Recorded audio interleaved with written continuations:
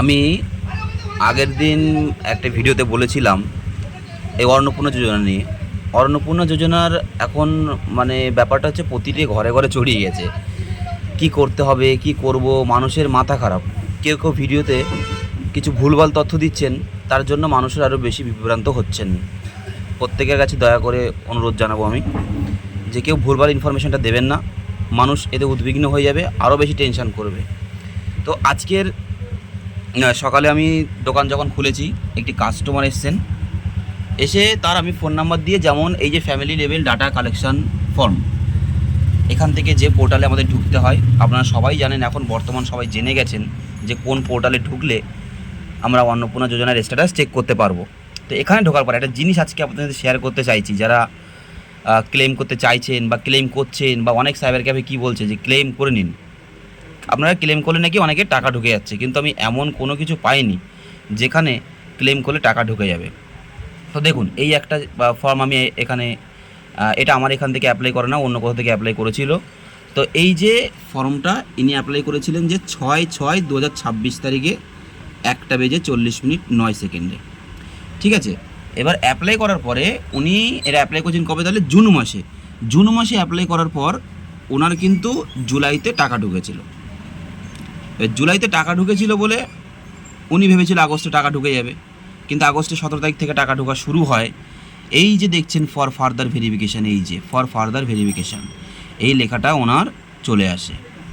এবার কথাটা হচ্ছে গিয়ে ফর ফার্দার ভেরিফিকেশান, এখানে দেখুন এই যে রাজিয়া বিবি নামটা লেখা আছে, কি কারণে রিজেক্ট করেছে বুঝতে পারলেন। এবার আমরা যাব ক্লেম অ্যান্ড অবজেকশানে। এই যে এখান থেকে গিয়ে ডান দিকে যে রয়েছে ক্লেম অ্যান্ড অবজেকশান, ক্লিক করলাম।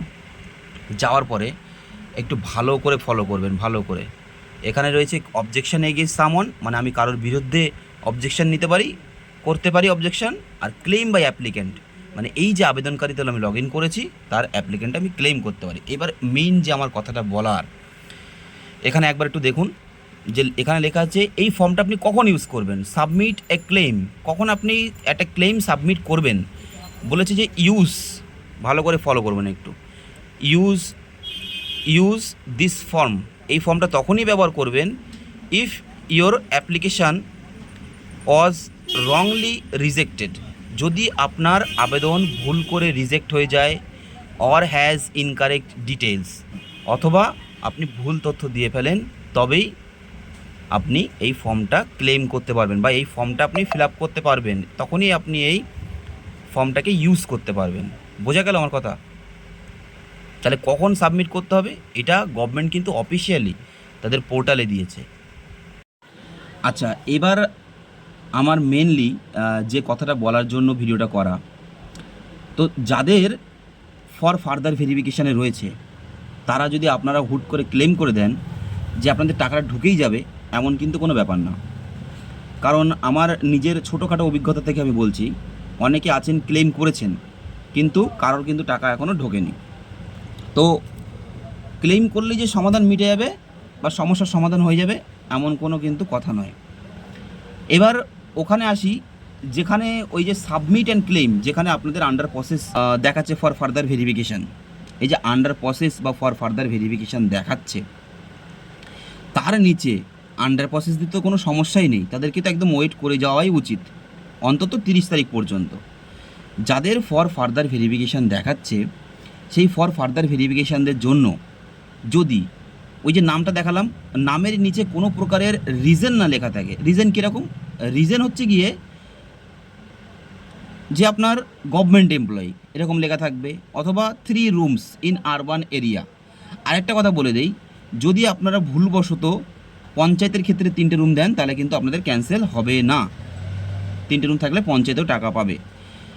আরবান এরিয়া 3 রুমস থাকলে ক্যান্সেল হবে, ইনকাম ট্যাক্স পেয়ার হলে ক্যান্সেল হবে। আর যদি গভর্নমেন্ট এমপ্লয়ি হয়ে থাকেন, তাহলে কিন্তু, বা গভর্নমেন্ট এমপ্লয়ি হয়ে থাকেন, বা কেউ যদি ভুল করে দিয়ে থাকেন, তারাই একমাত্র ওখানে গিয়ে ক্লেম করতে পারবেন।